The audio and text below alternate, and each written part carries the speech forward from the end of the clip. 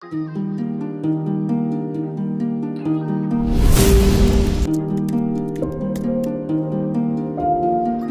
મિત્રો, કેમ છો બધા? Welcome to my YouTube channel education plus ચેનલમાં આજે આપણે માહિતી મેળવીશું કેન્દ્ર સરકારની એક એવી યોજના કે જેનો હેતુ દીકરીઓને ભણાવવાનો અને દીકરી જ્યારે પુખ્ત વયની થાય ત્યારે તેના મા બાપને બોજ ન લાગે તેનો છે. યોજનાનું નામ છે પ્રધાનમંત્રી સુકન્યા સમૃદ્ધિ યોજના. આ યોજનાથી અમારે દર વર્ષે 12,500નું રોકાણ કરી 63 લાખ સુધી તમારી બચત કેવી રીતે પહોંચાડ્યું એ આ યોજના દ્વારા જાણવા મળે છે. કેન્દ્ર સરકારની એક એવી યોજના કે જેમાં બેંક કરતાં પણ વધારે વ્યાજ મળે છે. પ્રધાનમંત્રી સુકન્યા સમૃદ્ધિ યોજના, જેનું શોર્ટ નામ છે PMSSY. હવે આ એક નાની બચત યોજના છે જે કેન્દ્ર સરકાર દ્વારા શરૂ કરવામાં. તમને એમ થતું છે કેન્દ્ર સરકાર દ્વારા કેમ શરૂ કરવામાં? દીકરીનો રેશિયો આપણે જોઈએ તો મહિલાઓનો રેશિયો પુરુષો કરતાં ઓછો છે, જે અંતર્ગત એક અભિયાન શરૂ કરવામાં આવેલું કેન્દ્ર સરકાર દ્વારા, બેટી બચાવો બેટી પઢાઓ. એટલે દીકરીઓને તમે બચાવો. આપણે એક અભિયાન બેટી બચાવો બેટી પઢાઓ અભિયાન અંતર્ગત દીકરીઓના શિક્ષણ, એટલે કે દીકરી જાગૃત થાય, વત્તા દીકરી જ્યારે લગ્નનો ઉંમર લાયક થાય ત્યારે તેના પિતાને નાણાકીય સહાય પૂરી પાડે, એ વખતે એને બોજ ન પડે એક સાથે. એટલા માટે આ યોજના શરૂ કરવામાં આવેલ, દીકરીના ભવિષ્યને સુરક્ષિત કરવા માટે. તમને થતું છે PMSSY શું છે, તેના લાભો શું છે અને તેની વિશેષતાઓ શું છે. ચલો આપણે જોઈએ કે આ યોજના શું છે. તો કે કેન્દ્ર સરકાર દ્વારા શરૂ કરવામાં આવી એક નાની બચત યોજના છે, જેમાં દીકરીના નામે ખાતું ખોલાવવાનું રહેશે. આ યોજના હેઠળ માતા પિતા અથવા તેના કાનૂની વાલી દીકરીના નામે ખાતું ખોલાવી શકે છે. તમને એમ થતું હશે કે શું દીકરીના નામે ગમે ત્યારે ખાતું ખોલી શકાય આજીવન? તો ના, એવું નથી. દીકરી જ્યાં જન્મથી લઈ 10 વર્ષની થાય ત્યાં સુધી તેને આ ખાતું ખોલાવી શકે છે. આના લાભો અનેક છે. એમાંનો એક લાભ ઊંચો વ્યાજ દર, પાકતી મુદતે એક સારું એવું એમાઉન્ટ તમને મળી રહે અને દીકરીના ભવિષ્યને તમે સુરક્ષિત બનાવી શકો, આર્થિક રીતે સુરક્ષિત બનાવી શકો છો. વિશેષતાઓ તો કે આ ખાતું તમે કોઈ પણ જગ્યાએ ટ્રાન્સફર કરાવી શકો છો, એ આની વિશેષતા છે. એવું નથી કે તમે આજે કોઈ શહેરમાં ખાતું ખોલાવી દો, તમારે ત્યાં જ હપ્તો દર મહિને નાખવો પડે, એવું નથી. તમે ભારત દેશના ગમે તે ખૂણે કોઈ પણ બ્રાન્ચમાં આ ખાતું ટ્રાન્સફર કરી શકો છો. PMSSY યોજના અંતર્ગત તમારે ખાતું ખોલાવવું છે તો તેના માપદંડ અને ખાતું ખોલાવવું કઈ રીતે ખોલાવવું તે જાણીએ. તો પાત્રતા અને માપદંડ જોઈએ તો તેમાં દીકરીની ઉંમર 10 વર્ષથી નાની હોવી જોઈએ. તેના માતા પિતા અથવા કાનૂની વાલી આ ખાતું દીકરીના નામે ખોલાવી શકે છે. ખાતું ખોલાવવાની પ્રક્રિયા જોઈએ આપણે. ખાતું ખોલાવવા માટે તમારે નજીકની પોસ્ટ ઓફિસ અથવા PMSSY યોજના અંતર્ગત આપણે દીકરીનું ખાતું ખોલાવવું છે. એની માટે કયા કયા જરૂરી દસ્તાવેજોની જરૂર પડશે એ આપણે જોઈએ. તો એક તો દીકરીનું જન્મનું પ્રમાણપત્ર એટલે બર્થ સર્ટિફિકેટ, માતા પિતાનું ઓળખપત્ર એટલે આધાર કાર્ડ, પાન કાર્ડ. ત્યારબાદ સરનામાનો પુરાવો એટલે કે તમે કઈ જગ્યાએ રહો છો તેનો એક પુરાવો જોઈશે, એ તમારે ત્યાં આપવો પડશે. રોકાણની રકમ, હવે આપણે રોકાણની રકમ જોઈએ કે શું આપણે ગમે તેટલી રકમ નાખી શકીએ વર્ષ દરમિયાન ખાતામાં? તો કે ના, એની નક્કી કરવામાં આવેલી રકમ છે એ મિનિમમ તમે 250 રૂપિયા અને વધુમાં વધુ વાર્ષિક 1.5 લાખ રૂપિયા સુધીની રકમ તમે નાખી શકો છો. આ આની લિમિટેશન્સ છે. તમે તમારી ક્ષમતા મુજબ આ ખાતામાં રકમ નાખી શકો છો. એવું ફિક્સ નથી કે દર મહિને 12,500 નાખવા. વાર્ષિક તમે 1.5 લાખ સુધી નાખી શકો છો. એનાથી વધારે નાખી શકતા નથી.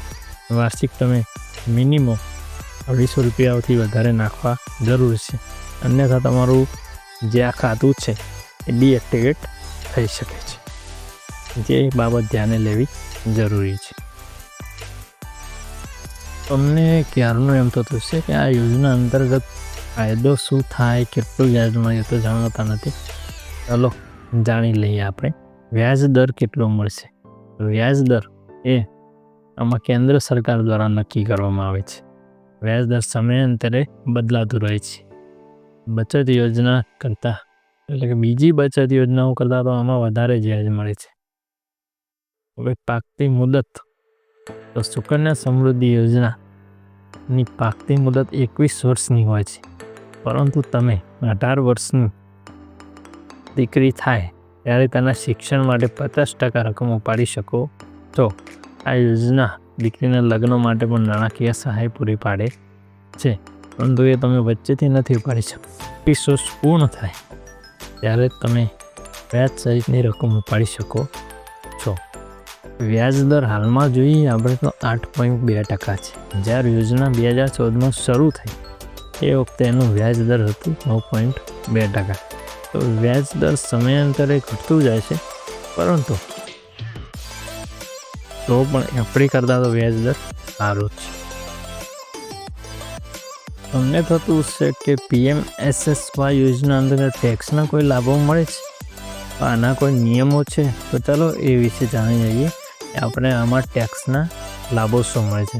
તો ટેક્સની જો વાત કરીએ તો સુકન્યા સમૃદ્ધિ યોજનામાં રોકાણ કરવાથી તમને આવકવેરાની કાયદાની કલમ 80C અંતર્ગત ટેક્સમાં છૂટછાટ મળે છે. આ યોજના EEE કેટેગરીમાં આવે છે, એટલે કે રોકાણ, વ્યાજ અને પાકતી મુદત ત્રણેય પર કોઈ ટેક્સ લાગતો નથી, એટલે કે ટેક્સ ફ્રી હોય છે આ ત્રણેય વસ્તુ.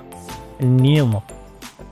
સુકન્યા સમૃદ્ધિ યોજનાના કેટલાક નિયમો છે જેનું પાલન કરવું જરૂરી છે.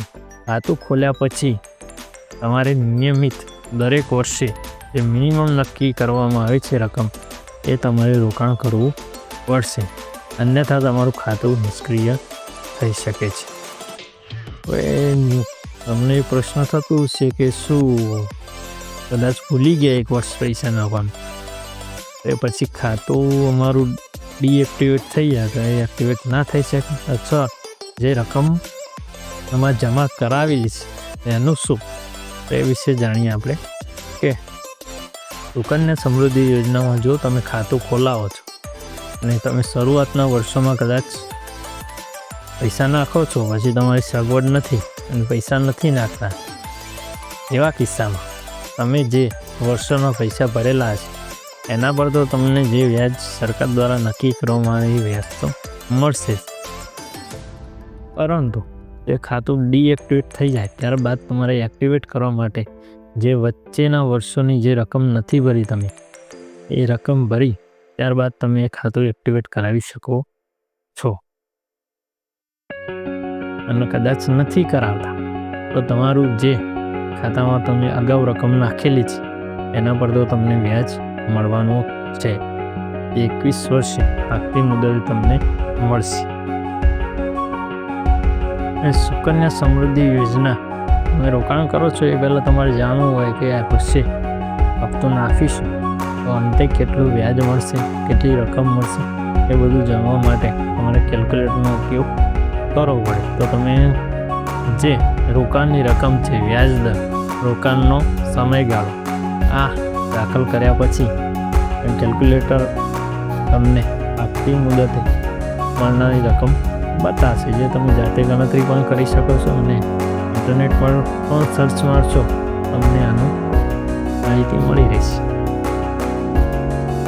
તો ચલો સુકન્યા સમૃદ્ધિ યોજનાનું કમ્પેરિઝન આપણે અન્ય રોકાણ વિકલ્પો સાથે કરીએ.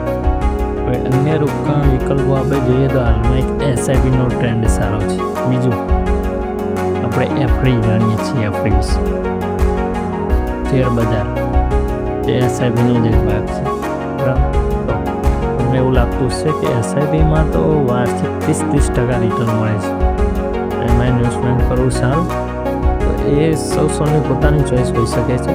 પરંતુ એક વસ્તુ જોઈએ, કોરોના કાળમાં જ્યારે માર્કેટ ડાઉન એ વખતે એસઆઈપીઓ ઘણાની માઇનસમાં પણ જતી રહી હતી અને આ પ્રધાનમંત્રી સુકન્યા સમૃદ્ધિ યોજનામાં જે વ્યાજ આપવામાં આવે છે એ એફડી કરતાં તો ઊંચું જ છે. તો અને એક ફિક્સ એમાઉન્ટ આપે છે તમને, એમાં કોઈ જ કાપકૂપ નથી અને સેફ પણ છે કે તમારી મૂડી સેફ રહેશે. એસઆઈપીમાં એવું ફિક્સ નથી, એ ગમે ત્યારે માર્કેટ ગગડે એ વખતે તમે લોસમાં પણ જઈ શકો છો. તો એ આપણે જાણવું રહ્યું. સરખામણી સુકન્યા સમૃદ્ધિ યોજના એ રોકાણના વિકલ્પો કરતાં વધારે વ્યાજ દર અને ટેક્સના લાભો પણ આપે છે.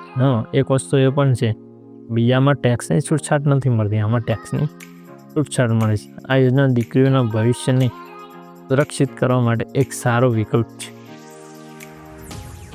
જે તમારે કન્સિડર કરવો જોઈએ. પછી પોતપોતાની ચોઈસ છે, એ પોતે કમ્પેરિઝન કરી તમે ઇન્વેસ્ટમેન્ટ કરી શકો છો. પ્રધાનમંત્રી સુકન્યા સમૃદ્ધિ યોજનાના ફાયદા અને ગેરફાયદા જોઈએ. ફાયદામાં એક ફાયદો એ છે કે એમનો ઊંચો વ્યાજ દર છે. બીજું, ટેક્સમાં તમને છૂટછાટ મળે છે. હવે દીકરીના ભવિષ્યને આર્થિક રીતે તમે સુરક્ષિત કરી શકો છો. એટલે કે શિક્ષણ, જ્યારે દીકરી મોટી થાય ત્યારે ઉચ્ચ શિક્ષણનો ખર્ચો પૂરો પાડી શકો છો. તેના લગ્નની જ્યારે જવાબદારી આવે, દીકરી મોટી થાય ત્યારે લગ્ન માટે પણ તમને એકસાથે બોજ પડતો નથી. આ યોજના દ્વારા તમને લાભ, નાણાકીય સહાય પૂરી પાડે છે. આ યોજના પૂરી પાડે છે એટલે કે ઉચ્ચ શિક્ષણ અને લગ્ન માટે નાણાકીય સહાય પૂરી પાડે છે. હવે આના ગેરફાયદા જોઈએ તો મોટો ગેરફાયદો એ છે કે તમારી પ્રાપ્તિ મુદત ખૂબ જ લાંબી છે. પ્રાપ્તિ મુદત 21 વર્ષની છે, એટલે આ ધીરજની વસ્તુ થઈ જાય, અંદરના ઝાડ જેવું છે. બરાબર, તમે નાનું ઇન્વેસ્ટમેન્ટ કરો છો, ત્યારબાદ 15 વર્ષ સુધી ઇન્વેસ્ટમેન્ટ કરી જઈશું. ત્યારબાદ 6 વર્ષ માટે તમારા પૈસા હોલ્ડ ઉપર રહેશે, એમાં વ્યાજ જમા થશે અને 21 વર્ષે એ વ્યાજ જમા થયું અને તમે જમા કરાવેલ મુદત આ સાથે તમને 21 વર્ષે તમારી રકમ પાછી મળે છે. જે સમયગાળો લાંબો હોવાના કારણે ઘણા લોકો આ યોજનામાં ઉતરતા નથી. આ યોજનામાં તમે વચ્ચેથી પણ કોઈ જ મૂડી ઉપાડી શકતા નથી. સિવાય કે ઉચ્ચ શિક્ષણ માટે 50% રકમ ઉપાડી શકો છો, જે આપણે અગાઉ વાત કરેલી છે. બીજું એ આમાં રોકાણની રકમ ફિક્સ છે. તમે વર્ષ દરમિયાન 250થી લઈ મિનિમમ રકમ 250થી 1.5 લાખ સુધીની રકમ જમા કરાવી શકો છો. તમને એવું થઈ ગયું કે એક સાથે 10 લાખ નાખવા છે, પણ નહીં નાખી શકો, તો આ યોજનામાં સુવિધા નથી. છેલ્લે ચલો તો આ યોજનાનો નિષ્કર્ષ જોઈ લઈએ. શું આ યોજના તમારા માટે છે? આ એક સારી યોજના છે, કેન્દ્ર સરકાર દ્વારા શરૂ કરવામાં આવેલી. હવે તમે દીકરીના ઉચ્ચ શિક્ષણ માટે અને એના લગ્ન માટે જો એક રકમ જમા કરવા માગતા હો તો આ એક સારો વિકલ્પ છે આપની માટે. અને રોકાણ કરતાં પહેલાં આપણા ઉદ્દેશ, આપણા ધ્યેયો, આપણા લક્ષ્યો અને જરૂરિયાતોને ધ્યાનમાં લઈ આમાં રોકાણ કરવું જોઈએ, એવું મારું સજેશન છે. ચલો મિત્રો, આ યોજનાના અહીંયા વિરામ આપીએ છીએ. આપ સુધી દરેક માહિતી પહોંચી જ ગઈ છે તેવી આશા રાખું છું. નેક્સ્ટ આવા જ એક વિડીયોમાં આપણે મળીશું. ત્યાં સુધી આ વિડીયો દેશની દરેક બાળકી અને તેના માતા પિતા સુધી પહોંચે એ માટે વધુને વધુ શેર કરો. જો આપને આ વિડીયો ગમ્યો હોય તો અમારા વિડીયોને લાઈક કરો અને ભવિષ્યમાં જો આવા જ વિડીયો વિશે જાણકારી મેળવવા ઈચ્છતા હોય તો અમારી ચેનલને સબસ્ક્રાઈબ કરી લો, જેથી ભવિષ્યમાં આવનારા દરેક વિડીયો આપ સુધી પહોંચી શકે. જય હિન્દ, જય ભારત.